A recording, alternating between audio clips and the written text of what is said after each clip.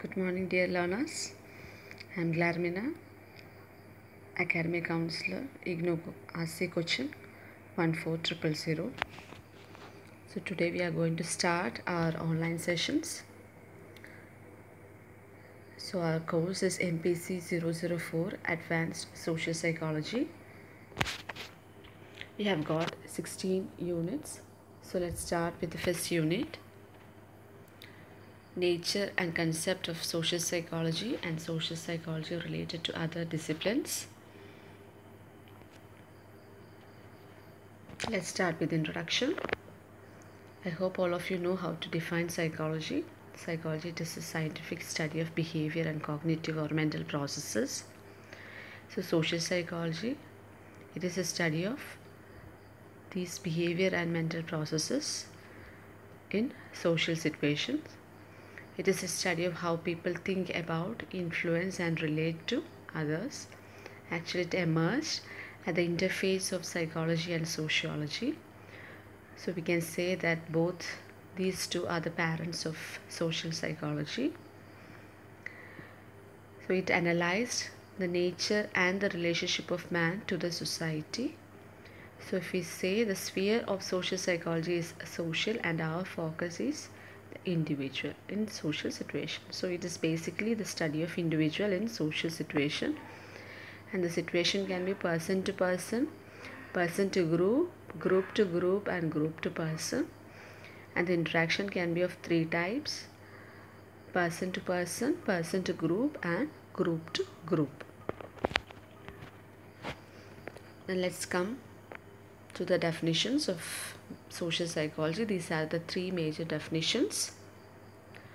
So first definition was given by Gordon Allport in 1954. So the definition is: the social psychology attempt to understand and explain how the thought, feelings and behavior of individuals are influenced by the actual, imagined or implied presence of others.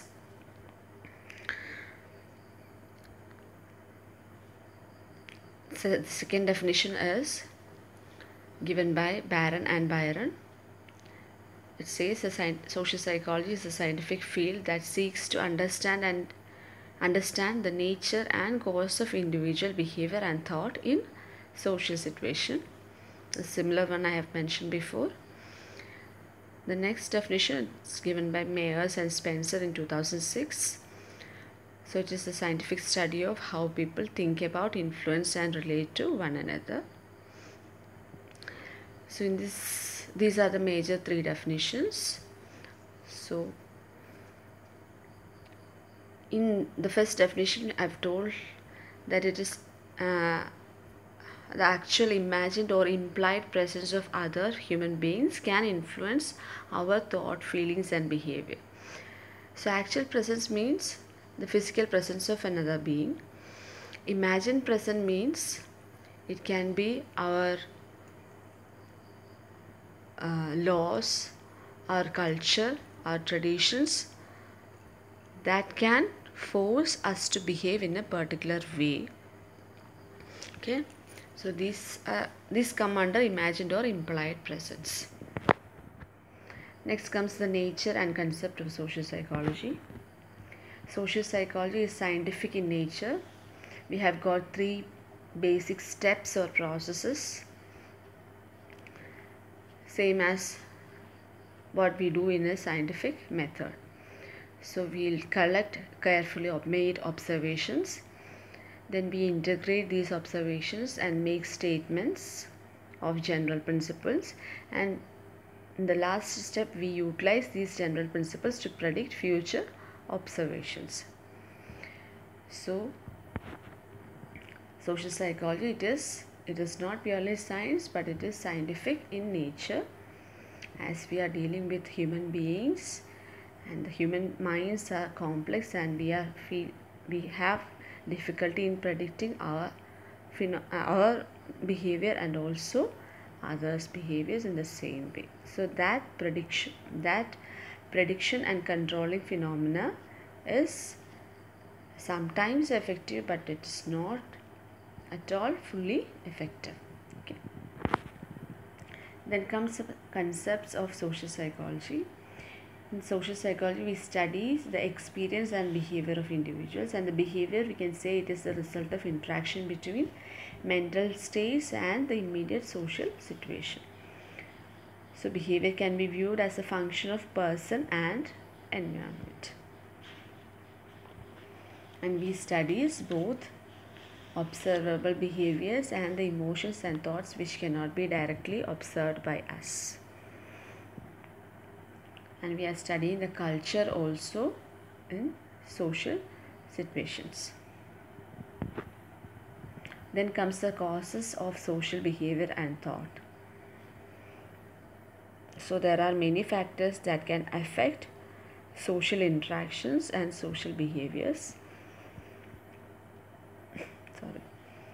So first one is actions and characteristics of others. Second, basic cognitive processes like our memory, reasoning, ideas, judgment about others, etc. Then comes the ecological variables. It includes environmental factors like our noise, temperature, crowd, etc. that can affect our behavior. Then cultural context. It includes the cultural norms and the membership in various groups that can cause us to behave in a certain way. Then comes the biological aspects of human behavior. It includes the genetic inheritance that can cause social behaviors. So social psychology, it focuses on understanding the causes of social behavior and on identifying factors that shape our feelings, behaviors and thoughts in social situations.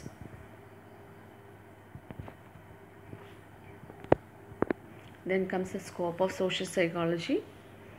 Social psychology, it attempts to understand the relationship between minds, groups and behaviors in three different ways. I've told you about the three different interactions, three kinds of interactions like group to group, group to individual and individual to group. So first way is how we tries to see how the thoughts, feelings and behaviors are influenced by the actual imagined or implied presence of other or others. That is how an individual affects another individuals. Next comes individual to group. How an individual's perceptions affects the group's decision making or group productivity. These are the second ways. Then the final, how one group affects another group. How a group's hostility towards another group influence the other groups to behave. Then comes the history of social psychology. History, we can say, we have divided into many different stages or phases. In the first phases, we say certain thoughts came before the advent of social science. Then it came as a separate discipline. Then certain theories came into existence. Then certain books came. Then social psychology related experimental researches were conducted. Then certain other theories like middle range theories came. These are the major phases. Okay, so first we can go through the thoughts before the advent of social science. So the earlier forms of social thought are Platonic and Aristotelian. In the Platonic thought, it emphasized on the individual-centered approach, and it says that individuals have to be educated to become truly social. But in Aristotelian thought, they say that human beings are basically social in nature. and it is more social centered ones.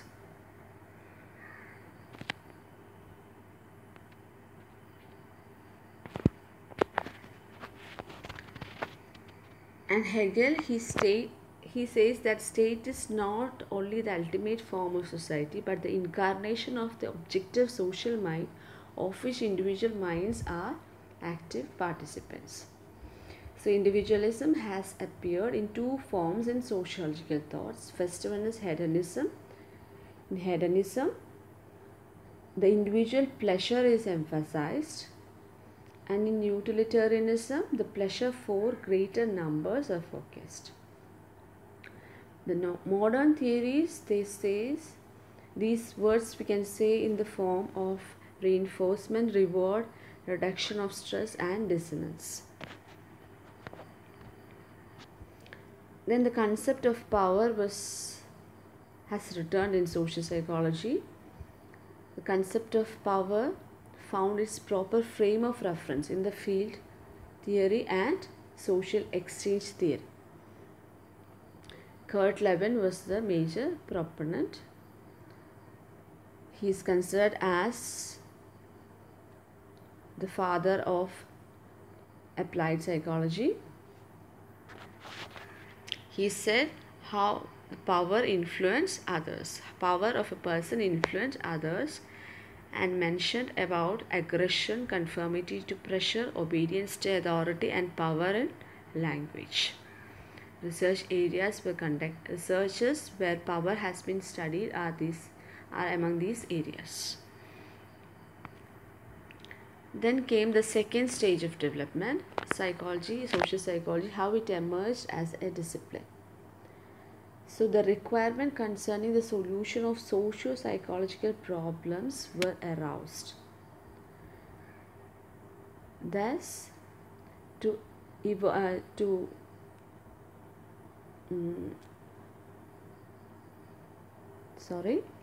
Thus, to solve the socio-psychological problems, a separate discipline like socio-psychology came into existence. So the first forms of socio-psychological theories came. The theories were based on people's psychology, mass psychology, and the theory of instincts of social behavior. People's psychology, the first major textbooks were published. So in the people's psychology, the spirit of whole were emphasized. In mass psychology, role of irrational movements in social behavior and role of imitation were emphasized. In the theory of instinct, in the theory of instincts, they emphasized on instincts as the cause of social behavior. There are mainly two instincts, life instincts and death instincts. Life instincts is meant for constructive purposes and death instincts are meant for destructive purposes, like how aggression affects our behavior. And the first manual was published. It is a social and ethical interpretation in mental development. The two first books are An Introduction to Social Psychology given by William McDougall and Social Psychology by E.A. Rose. In the book by Rose, it emphasized on uniformities, and in McDougall's book, he emphasized on inborn instincts. Then came the beginning of experimental research. This underface. So Norman Triplett, he studied about the dynamogenic effects of pacemaking. It was the first study of an individual's performance that can be affected by the presence of others. Then Floyd Allport, he compared the performance of individuals working alone with that of the persons working either before an audience or in the presence of others engaged in same activity. So he found that the latter condition has often improved performance. So it is called as social facilitation effect. And in the later studies we can see that there are situations in which people can perform lower in the presence of others. So it is called as social loafing effect. Then comes the development of attitude measures, certain scales to measure certain phenomena can be seen in the further researches, like attitude measures, social norms, aggression, leadership and social influence were developed. Then Theodore, he emphasized, or he studied about peer influence. Then Musafi Sharif, he studied about the nature and impact of social norms. Dollard and Millard, he studied about the relationship between frustration and aggression, how frustration caused aggression. Then Kurt Lewin, Lippitt and White, they studied about the nature of leaderships, how the different leadership affects a particular behavior of an individual. So there are basically 3 leadership styles: democratic leadership, then authoritarian leadership and authoritative leadership styles. And authoritative leadership style is found to be effective for better performance of the group. Then Kurt Lewin, he researched on group dynamics. Then in by 1950s, more theoretical explanations regarding conformity, cognitive dissonance and attribution theory came. All these terms we'll explain later. Then came the middle range theories that account for a specific aspect of social behaviors. The researchers were more focused in this area. Kurt Lewin, he made a model, and the theories and relationship of social psychology is given in page number 15 of your study material. Then comes the major theoretical perspectives of social psychology. There are mainly 5 perspectives to explain how our behaviors are influenced. So according to socio-cultural perspective, our behavior is influenced by larger social groups, social class, nationality and cultural norms. According to evolutionary perspectives, social behaviors are considered as evolved adaptations that helped our ancestors survive and reproduce. Then according to social learning perspective, past learning experiences causes a person to behave in a certain way. According to phenomenological perspective, it focused on person's subjective interpretations of events in social situations. In social cognitive perspectives, it focused on how we attend, interpret, judge and remember a particular social experiences and how these factors affect our current social behavior. So historical developments, it can be seen in a summary table that is given in page number 16 and 17.